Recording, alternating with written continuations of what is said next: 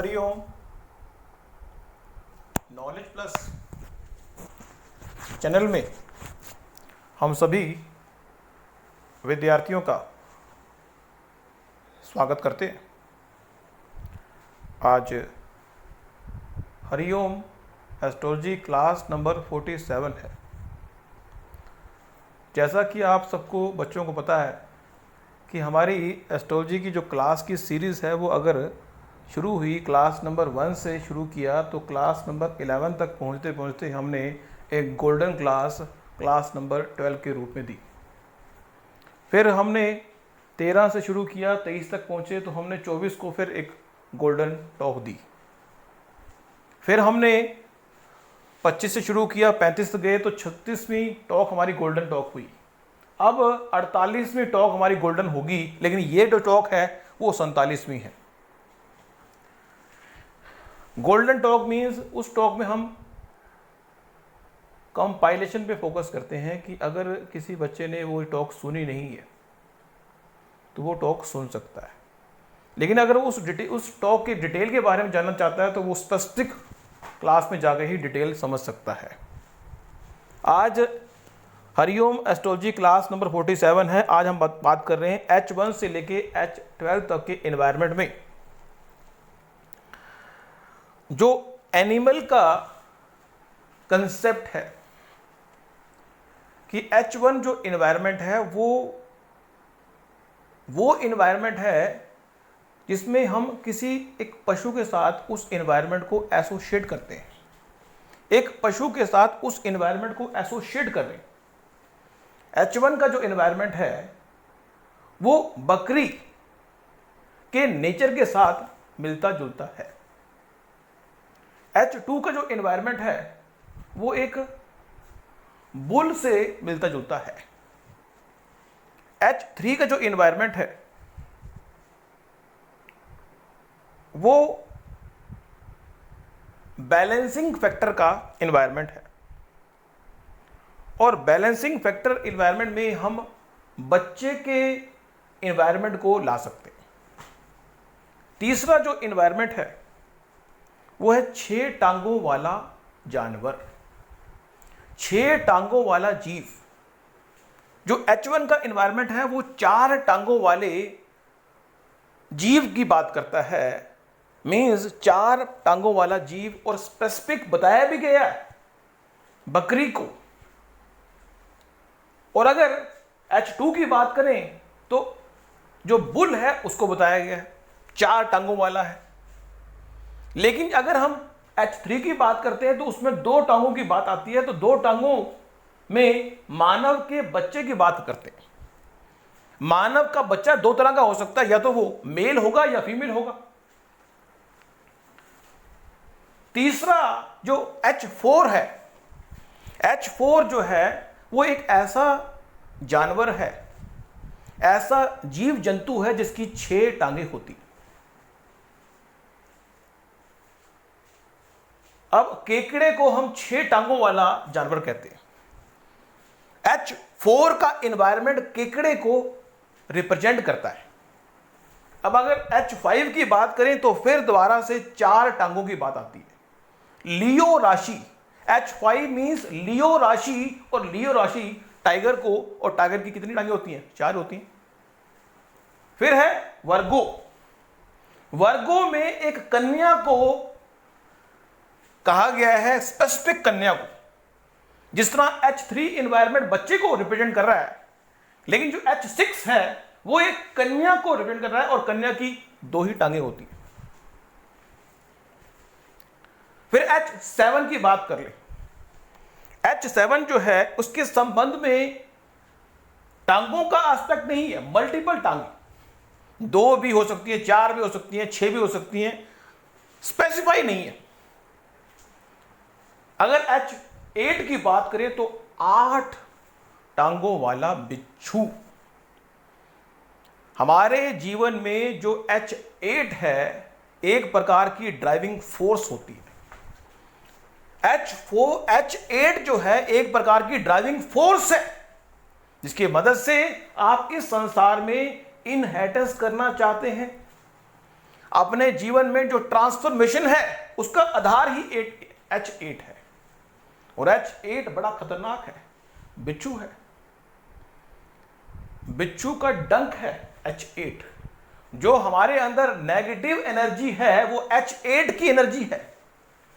हमने आपको बताया था कि H8 का मालिक मंगल होता है और H1 का मालिक मंगल होता है। H1 के अंदर जो एनर्जी है वो पॉजिटिव है और H8 के अंदर जो एनर्जी है वो नेगेटिव है। लेकिन नेगेटिव एनर्जी हमारे जीवन के ट्रांसफॉर्मेशन के लिए बड़ी जरूरी है, हमारे जीवन के ट्रांसफॉर्मेशन के लिए बड़ी जरूरी है। H9 की बात कर ली। H9 जो है वो घोड़ा है जिसकी 2 टांगे हैं। मीन्स वो घोड़ा, मुंह घोड़े का, टांगे मानव की, जिसको अपने लक्ष्य पर ध्यान केंद्रित करते हुए किसी तरह के डायरेक्शन की जरूरत नहीं है, वो फोकस्ड है, 2 टांगे। कैप्रिकॉर्न की बात करें जो H10 है, उसकी टांगों के बारे में कोई बात स्पेसिफाई नहीं है, तो मल्टीपल टांगे हैं। कर्म की टांगें जो है मल्टीपल ही होती हैं क्योंकि H10 कर्म का हाउस है, इन्वायरमेंट है कर्म का। H11 की बात करें तो यहां पे 3 टांगे। H11 एक प्रकार का मटका है जो 3 पिलरों पे खड़ा होता है। 3 बेस चाहिए होते हैं।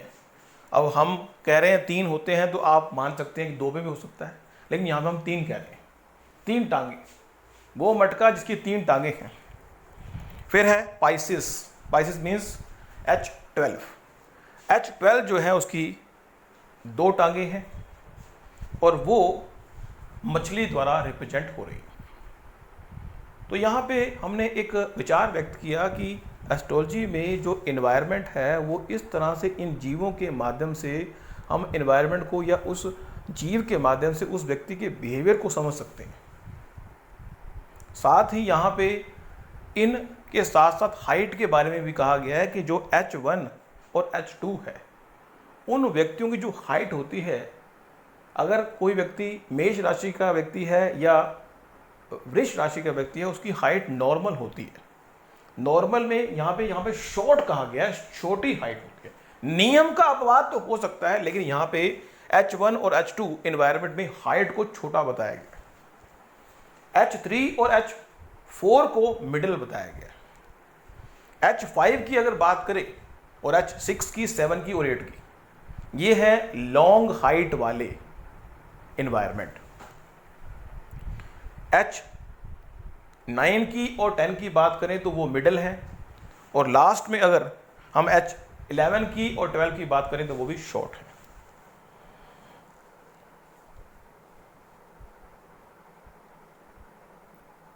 साथ ही इसी टॉक में बता दें कि जो H1 है वो एक प्रकार की पॉजिटिव एनर्जी है और उस एनर्जी को हम रेड कलर द्वारा शो करते हैं।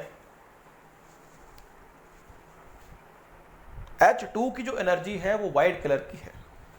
H2 एनवायरनमेंट व्यक्ति को शांति प्रिय एनवायरनमेंट में चीजों को एग्जीक्यूट करने की बात करता है।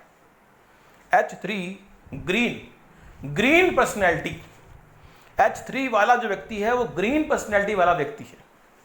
ग्रीन पर्सनैलिटी वाला व्यक्ति हर सर्कमस्टांस में अपने आप को निकाल लेता है। ग्रीन पर्सनैलिटी बच्चा हर सर्कमस्टांस में अपने आप को निकाल लेता है क्योंकि उसको झूठ बोलने की बीमारी नहीं होती।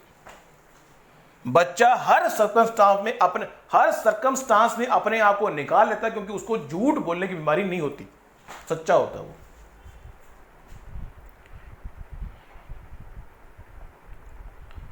H4 की बात करें तो रेड कलर, H5 की बात करें तो स्मोक व्हाइट कलर, H6 की बात करें मल्टीपल कलर का एनवायरनमेंट है। H6 जो है मल्टीपल कलर का एनवायरनमेंट इसलिए है क्योंकि H6 जो है वो आपकी रूटीन है, वो मल्टीपल कलर की हो सकती है। H7 की अगर बात करें तो वायलेट है। H9 की बात करें तो गोल्डन, खजाना, हीरे मोती सोना चांदी ये सब मेरे किस काम के। सोने का जो बिस्कुट है golden colour, Sagittarius brown, dark brown, Capricorn light brown, Aquarius black और पाइसिस डार्क ग्रीन। ये कलर हैं जो आपको थोड़े पता होने चाहिए। इनकी इंपॉर्टेंस आगे आने वाले सेशन में होगी। तो आज की टॉक में हमने ये एक विचारों के माध्यम से आपको H1 से H12 के बारे में जानकारी दी। Thank you so much for listening and supporting Hariom knowledge plus.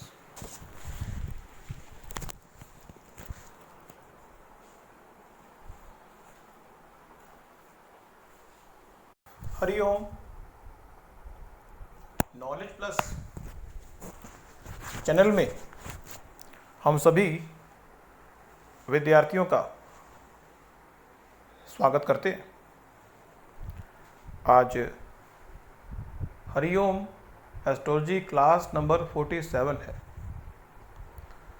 जैसा कि आप सबको बच्चों को पता है कि हमारी एस्ट्रोलॉजी की जो क्लास की सीरीज़ है वो अगर शुरू हुई क्लास नंबर 1 से शुरू किया तो क्लास नंबर 11 तक पहुंचते पहुंचते हमने एक गोल्डन क्लास नंबर 12 के रूप में दी। फिर हमने 13 से शुरू किया, 23 तक पहुंचे तो हमने 24 को फिर एक गोल्डन टॉक दी। फिर हमने 25 से शुरू किया, 35 तक गए तो 36वीं टॉक हमारी गोल्डन टॉक हुई। अब 48वीं टॉक हमारी गोल्डन होगी, लेकिन ये जो टॉक है वो 47वीं है। गोल्डन टॉक मीन्स उस टॉक में हम कंपाइलेशन पे फोकस करते हैं कि अगर किसी बच्चे ने वो टॉक सुनी नहीं है तो वो टॉक सुन सकता है, लेकिन अगर उस टॉक के डिटेल के बारे में जानना चाहता है तो वो स्पेसिफिक क्लास में जाकर ही डिटेल समझ सकता है।